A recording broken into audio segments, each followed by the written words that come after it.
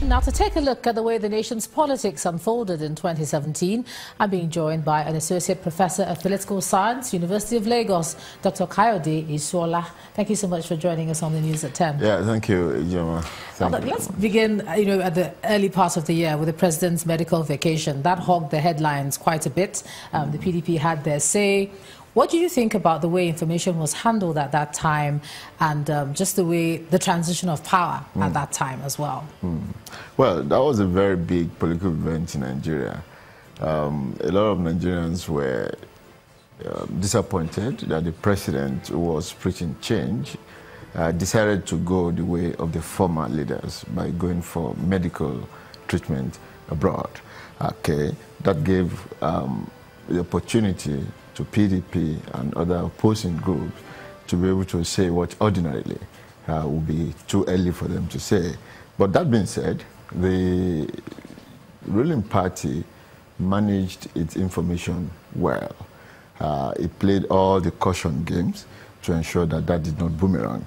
I think the lesson they need to learn from there is that it's high time they started addressing issues that will prevent occurrence of such a thing in the nearest future. And then looking at the activities within the parties themselves, the PDP had quite a stormy year, trying to emerge, and eventually they had their national convention there. What does that do for democracy? And do you see them now? I mean, the issue had always been, will they be a formidable opposition in the shape they were in? Okay, they've come out now, they've picked someone. So what do you think?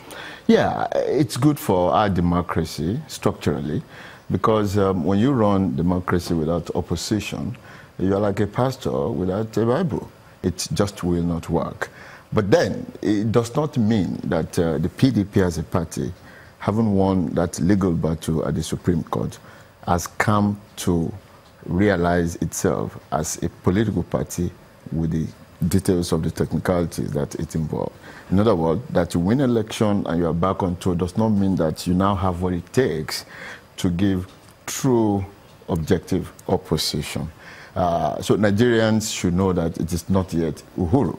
Even because in spite of them saying, okay, everybody come home, there's a lot of talk of reconciling aggrieved parties. You don't think even those sort of moves should see them? That's fine. But under the campaign? That's fine. If they do that, I mean, it's a matter of strategy. But it is not yet Uhuru for Nigerians, because beyond what PDP will be able to offer as opposition, we also need a very vibrant civil society to back them up.